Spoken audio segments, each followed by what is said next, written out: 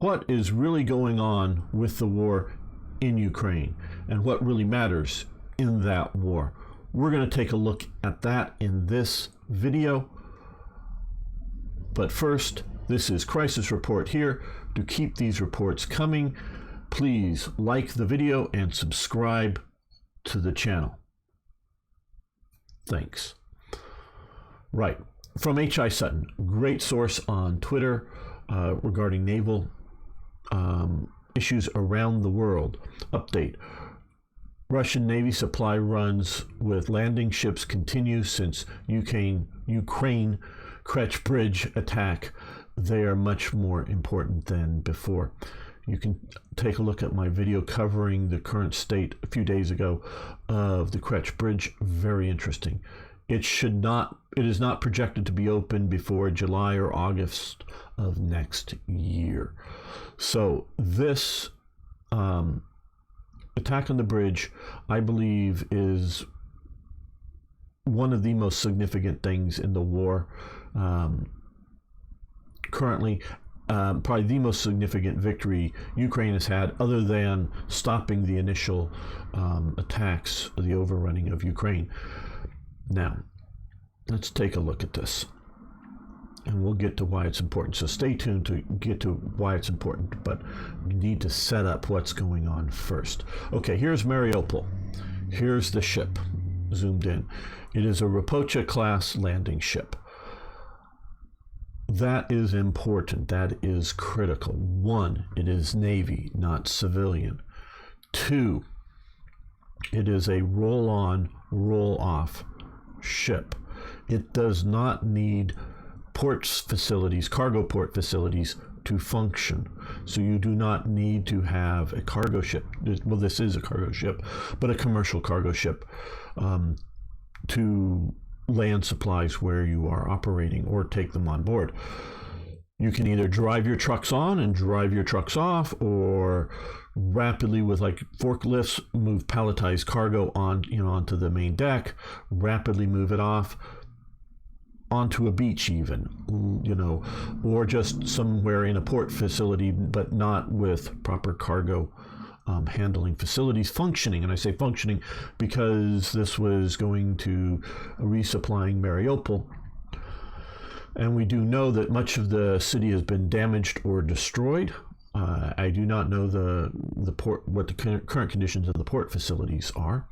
They may be fine, but they're using these ships and not commercial cargo vessels, which I do know are in operation in the Sea of Azov and the Black Sea, generally speaking. They're using these. And that is a critical element. So they're doing supply runs, resupplying Mariupol.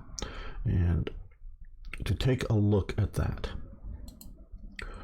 Okay, here, and this is what really interested me in this. This is the latest from today's current situation map from Defense Intelligence of the Ministry of Defense of the United Kingdom, just to cite my sources again. Current map showing operations. Here's Mariupol. I am not absolutely sure what these red lines mean. Okay. So there is this red line here. I don't know if these are highways or supposed to be railways, but why are you bringing cargo in here?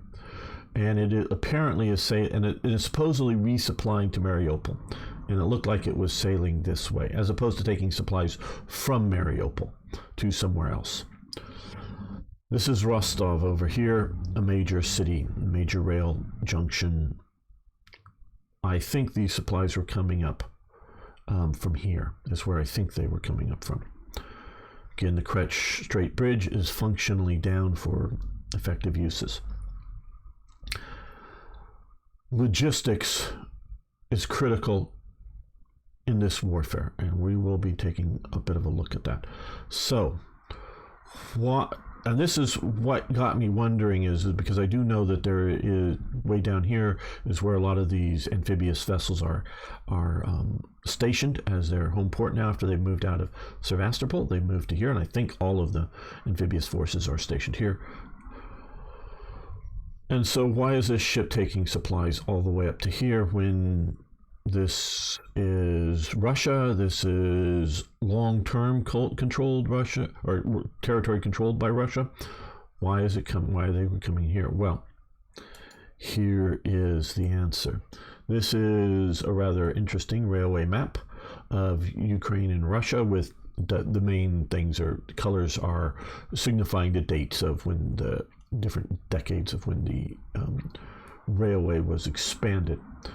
And I've checked a few other railway maps. There is no apparent railways through here. Here is Mariupol. This here is the new capital of Kherson Oblast for the Russian-controlled region. Here's Kherson, the city. So they've withdrawn the regional capital and the political capital of Russian-occupied Kherson Oblast down to here. That is important. It is on the railway. It is on the coast. Those are important. It has the ability to be evacuated if cut off, or resupplied if cut off. Now, with this railway map here, we can see Mariupol. You need to come all the way up to here. And again, to refer back to this map to see what's going on, that is there. I did check the Cyrillic. Volnovka is right here. You've got to come all the way up to here, and we'll take another look at that railway map for the large railway junction. Well, this is right up along the front lines. I don't know how effectively these railways are functioning. I don't know their vulnerability to attacks for supplies coming through on the railway. So I don't know if these railways are, if there's trains running on these railways on any ongoing basis. So to get supplies to here, it is apparently they're coming around down here. And again, we'll take a look at the railway map. So we can see up here, this is one city, and there's a lot of junctions. So there's probably, a way through all this, but it's very much along the front lines, as we can see on the war. And burn rate.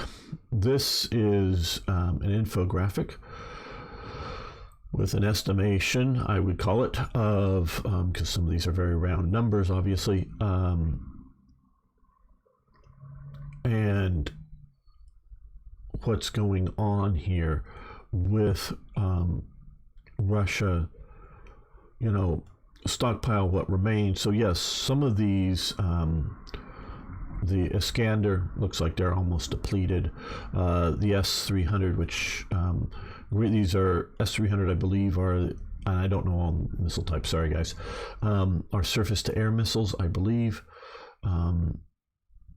So not having to do a lot of air defense operations, but we are burning through and sea-launched and air-launched. We're burning through, or Russia's burning through, lots of missiles, lots of munitions. A modern industrial war requires, production, and requires transportation. And we are seeing this very clearly in all of the videos. I'm sure many of you watched a lot of combat footage going on in this war. A lot of it, of course, is coming from Ukraine, so it has that perspective. But you'll notice most of what the Ukrainians are shooting are Western munitions. Not, at least nowadays, are not Russian derivative designed, whether produced or more recent produced in Ukraine, weapons. They do have a weapons industry in the Ukraine, but they are not able to keep up with the burn rate of munitions for this war. And so with this Kerch bridge down, they are needing to use the Navy as continuing for logistical operations. We also from H.I. Sutton, here another little, about a month ago, since Ukraine attacked Russian Navy in Sevastopol on October 29th, Russian Navy activity has decreased notably. It was unthinkable just a few weeks ago, according to him. No Russian warships are visible patrolling outside of the port. Both Admiral Grigorovich frigates in port. So they're just identifying the frigates that are in the port here. So this is over in Sevastopol. Russia has withdrawn from occupying Snake Island and shelling positions around Odessa to threaten as if there was going to be a naval landing. From operating from there, they've withdrawn from Snake Island, withdrawn to Sevastopol, withdrawn from Sevastopol to Novosibirsk. I'm sure I'm butchering that. Back to here for a lot of their ships. There's still some stationed in Sevastopol, but they've withdrawn a lot to here.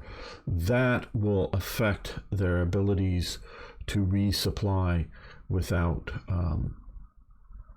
without the bridge operational, and that won't be until next year.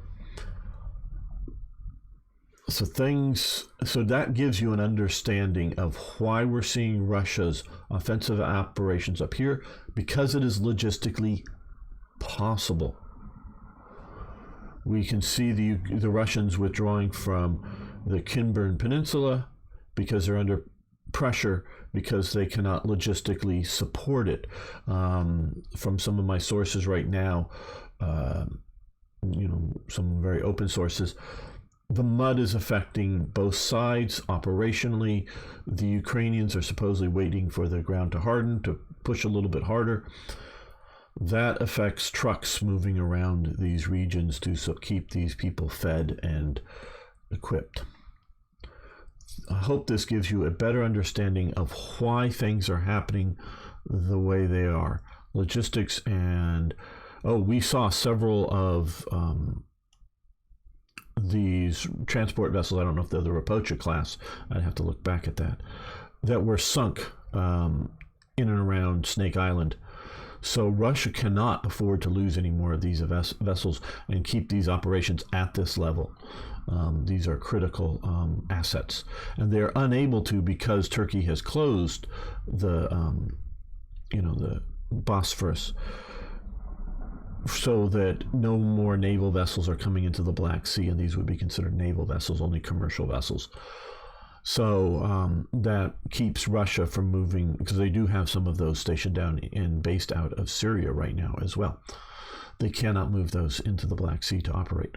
They would dearly love to, I'm sure. So I hope this helps on the understanding.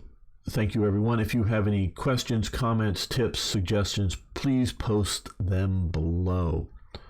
Thank you.